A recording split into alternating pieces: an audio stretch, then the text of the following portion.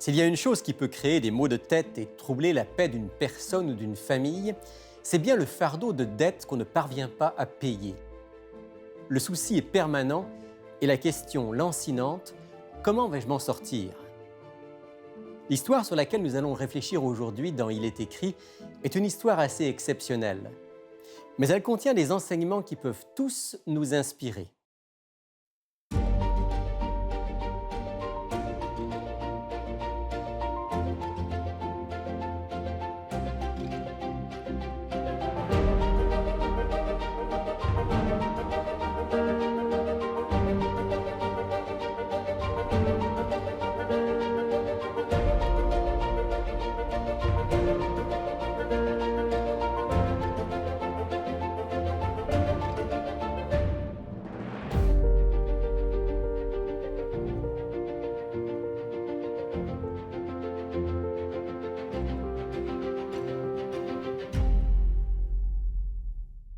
Bonjour à tous, bienvenue dans Il est écrit. Aujourd'hui, j'ai le grand plaisir d'avoir avec moi quelqu'un qui est le pasteur du Centre Il est écrit de Montréal, un collègue, un ami, quelqu'un que vous connaissez si vous suivez notre émission. Je veux parler de Claude Trépanier. Bonjour Claude. Bonjour Rémi. Alors bienvenue dans ce nouveau décor Oui, pour cette émission d'aujourd'hui. On va faire quelque chose que tu aimes beaucoup faire. Je sais que tu aimes ça. Tu aimes participer au petit groupe Il est écrit. oui. Tu fais ça une à plusieurs fois par semaine. Et ton plaisir, c'est de prendre un texte, souvent une histoire, de lire le texte, d'essayer de le comprendre, de l'expliquer et surtout d'en faire des applications pratiques.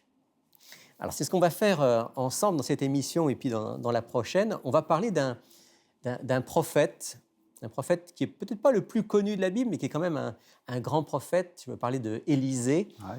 On va loin dans le temps, on est plusieurs siècles avant Jésus-Christ, et on va lire une histoire où Élisée va être amené à rencontrer une veuve. Mhm. On trouve ça dans le 2e livre des Rois, au chapitre 4. OK.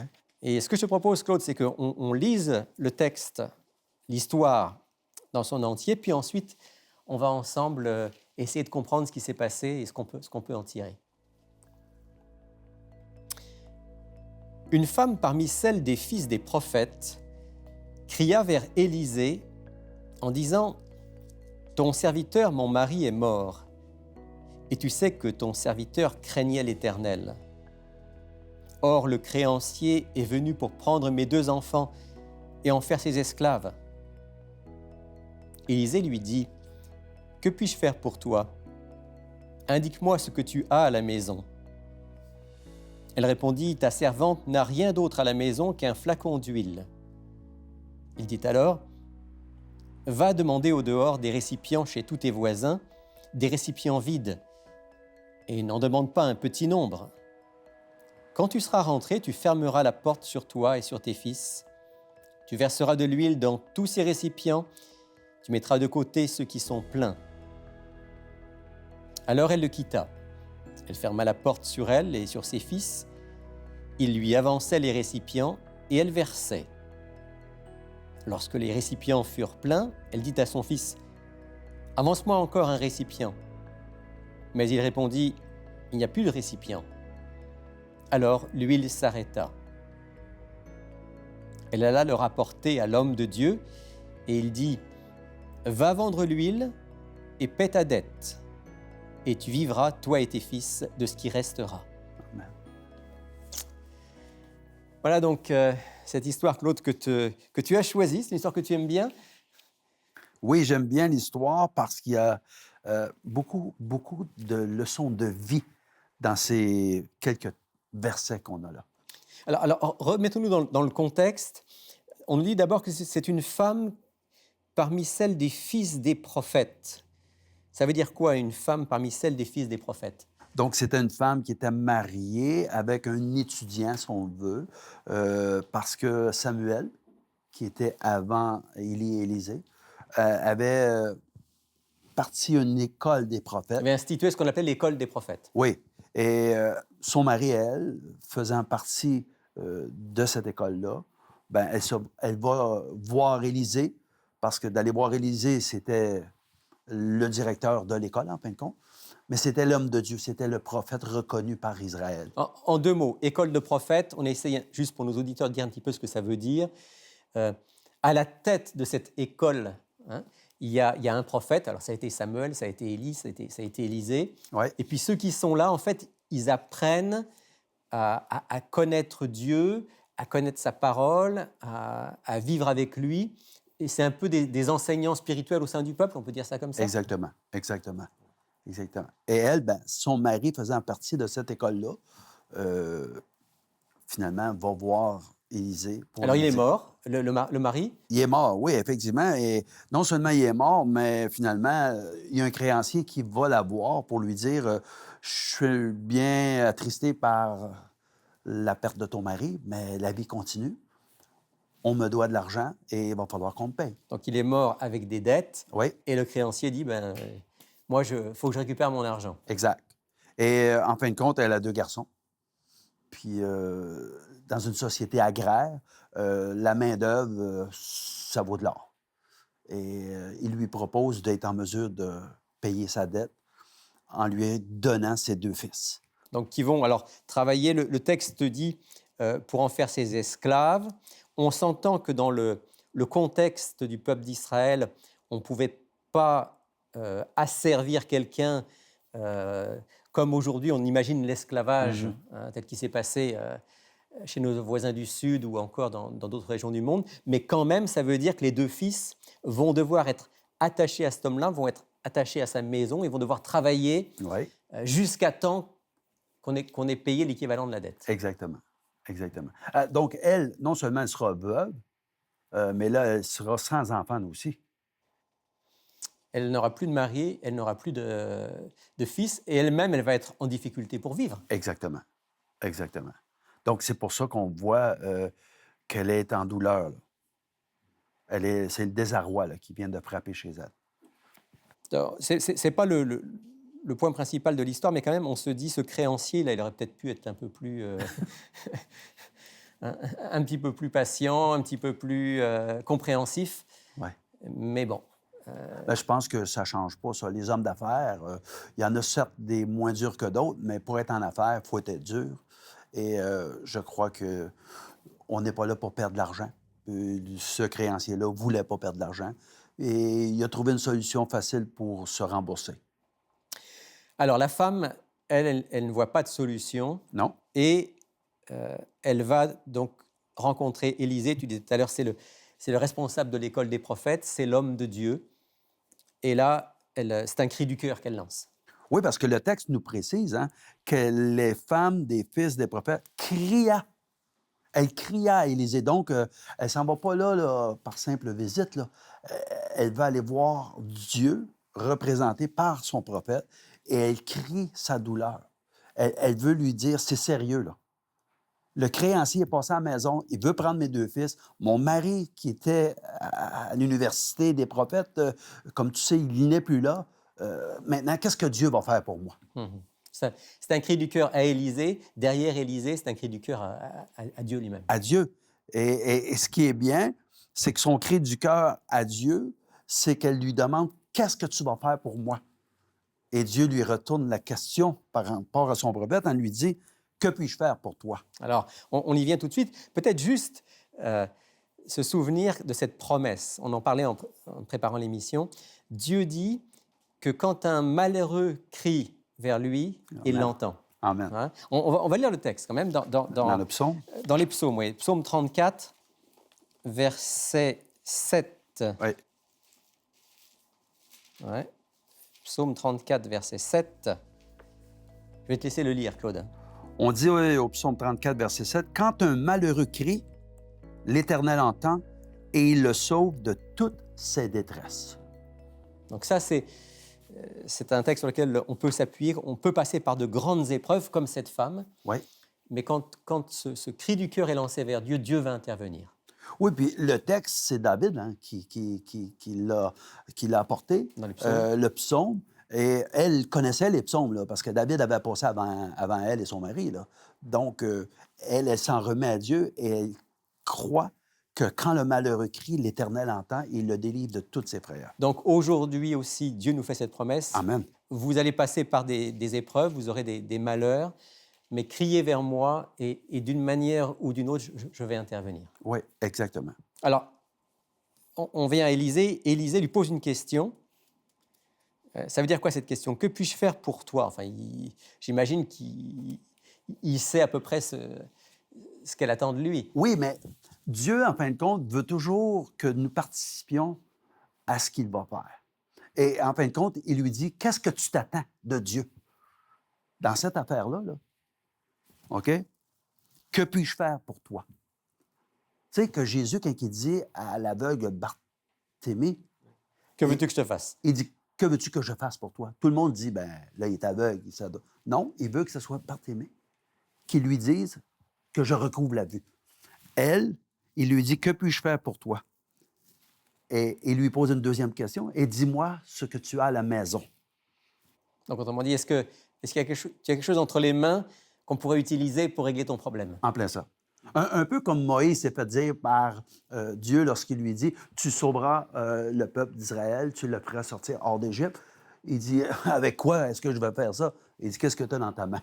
J'ai un bâton. Ben, c'est avec ce bâton-là que tu vas les faire sortir. Le fameux bâton de Moïse. C'est le bâton de Moïse, effectivement. Oui. On pense aussi à cet épisode dans les évangiles où il est question d'une foule qui a faim.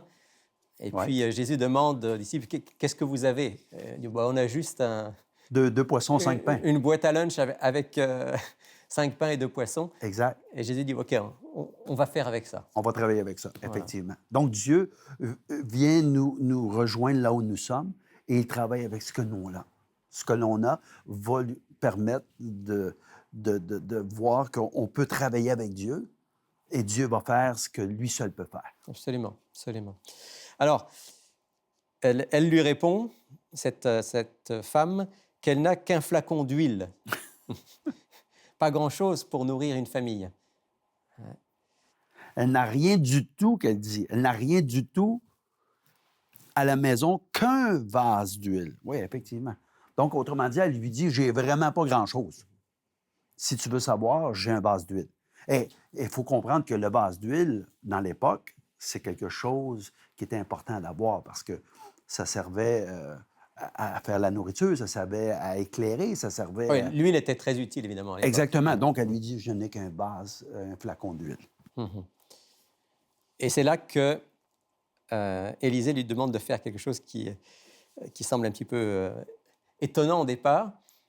Il lui dit d'aller voir donc tous les voisins, de demander des récipients vides.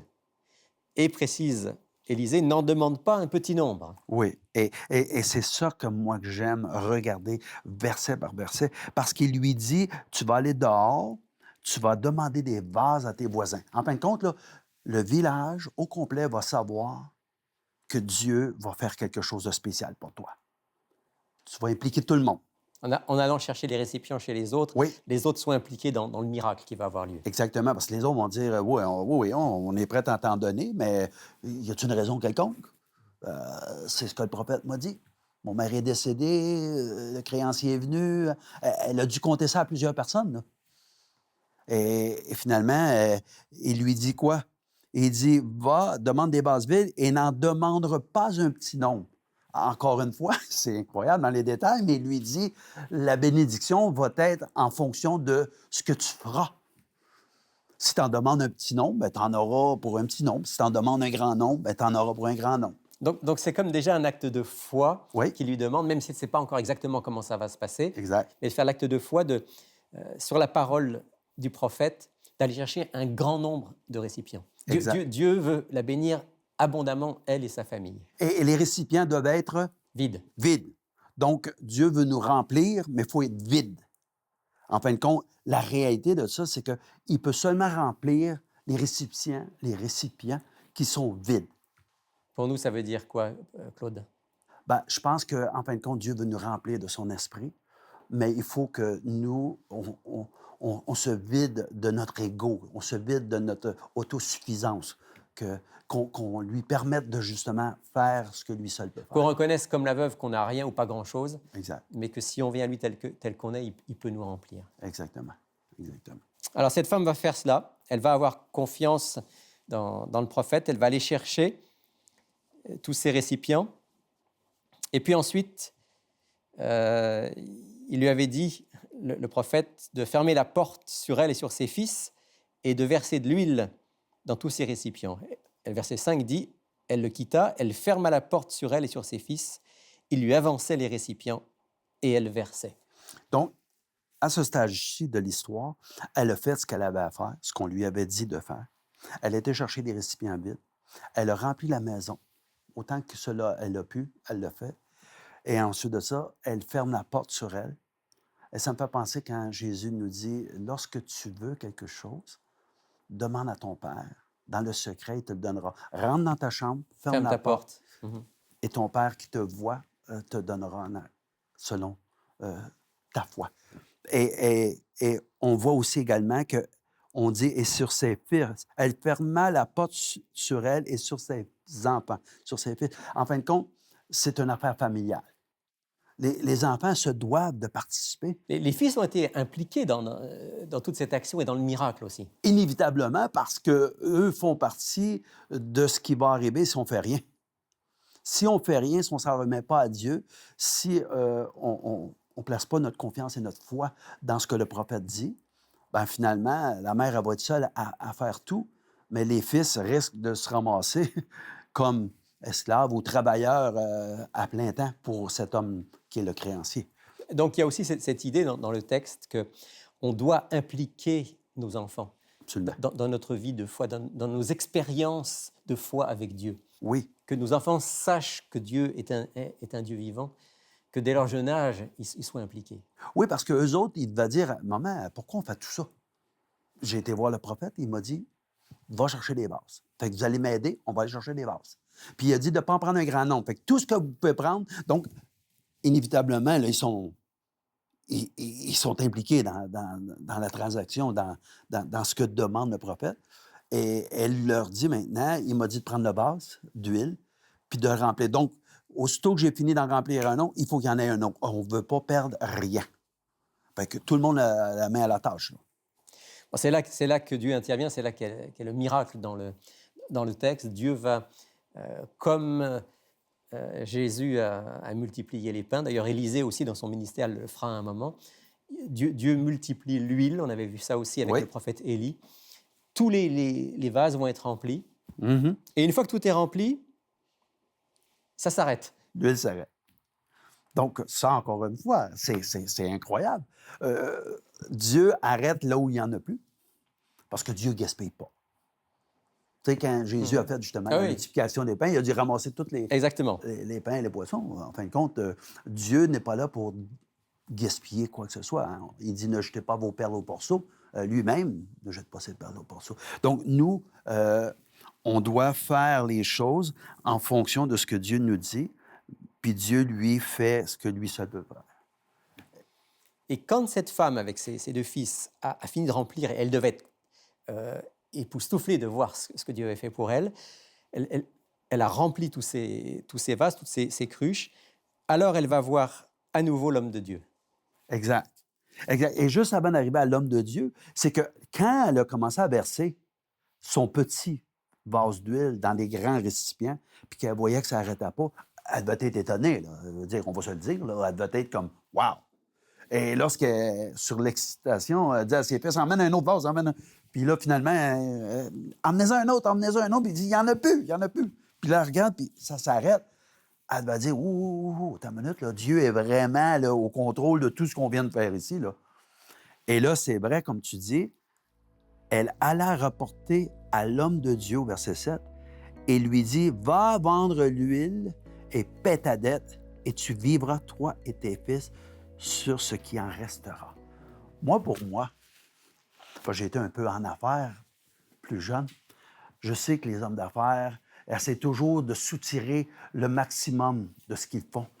Moi, je vois ça comme si elle n'avait pas été voir le prophète pour lui dire, maintenant, c'est quoi la prochaine étape? Qu'est-ce que Dieu veut que je fasse? ben elle aurait pu s'éviter de faire ça, attendre le créancier, puis le créancier aurait dit « Wow, beaucoup d'huile ici, là, tu veux me payer comme ça? C'est bien. Je vais prendre l'huile que là, je vais te laisser une coupe de vase, et un de tes fils, moi t'en prendre juste un. » Tu veux dire que l'homme d'affaires aurait essayé encore de tirer Ben oui. parti, de profit Oui, parce que l'homme d'affaires, il veut tout le temps aller chercher le maximum de ce qu'il peut. Donc, elle, ne connaissant peut-être pas tout de ce que la dette ou l'huile ou le montant exact, ben, elle aurait peut-être dit, ah, ben là, j'en perds au moins un, j'en garde un, puis il va me rester un peu d'huile. Elle s'en va voir et le rapporter à l'homme de Dieu. Donc, elle retourne à Dieu. Et souvent, c'est ce qu'on fait pas, nous. On s'attend à ce que Dieu fasse de quoi pour nous.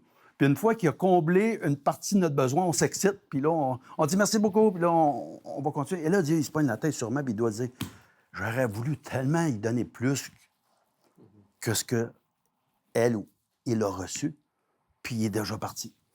Et donc là, lui, Élisée, le prophète, l'homme de Dieu, va lui dire « Vends tout cela ». Et il sait qu'en ayant vendu tout cela, elle va pouvoir payer sa dette.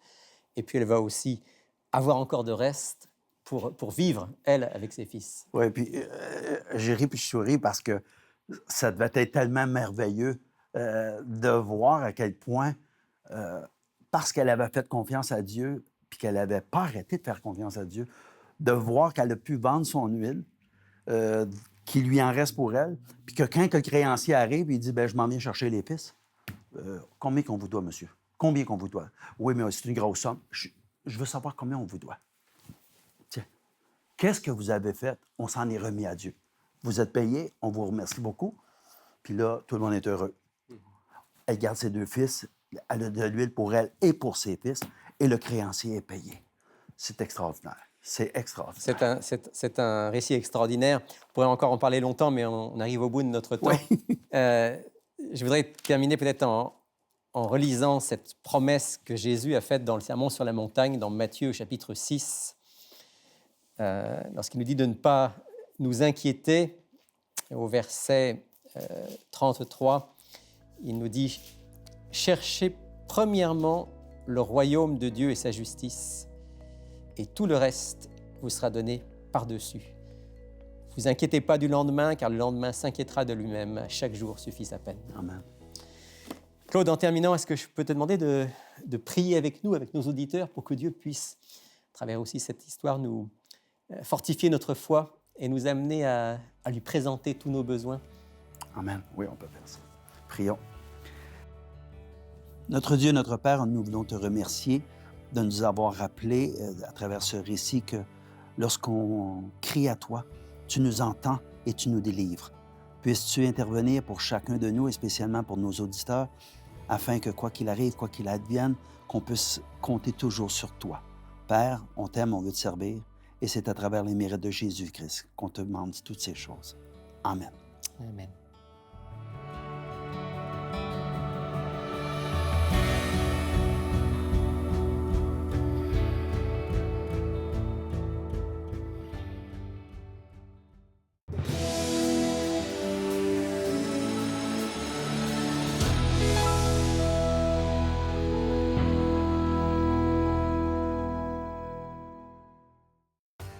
Que chacun donne comme il l'a résolu en son cœur, sans tristesse ni contrainte, car Dieu aime celui qui donne avec joie.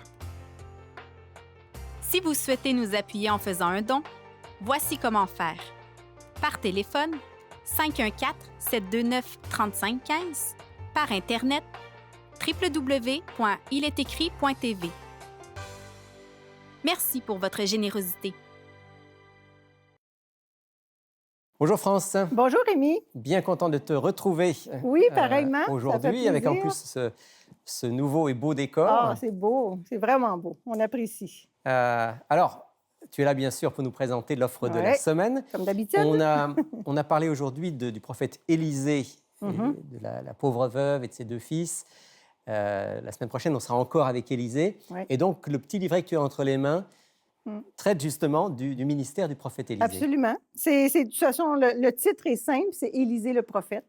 Alors, c'est un commentaire biblique. où on découvre le ministère d'Élisée, l'objectif, le but de son ministère de prophète, mais on découvre aussi l'homme. On voit que c'est un prophète de la paix. On a 5 chapitres à l'intérieur de ce petit livret-là.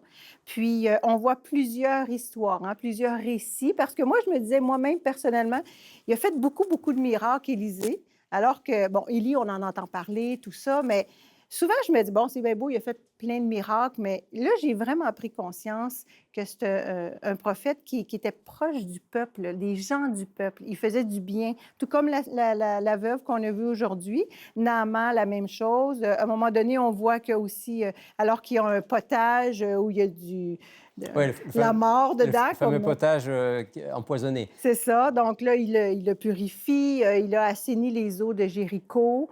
Il a fait beaucoup de choses pour que les gens du peuple bénéficient, soient édifiés, bénis, en fait, à travers son ministère. Puis j'ai beaucoup aimé le découvrir.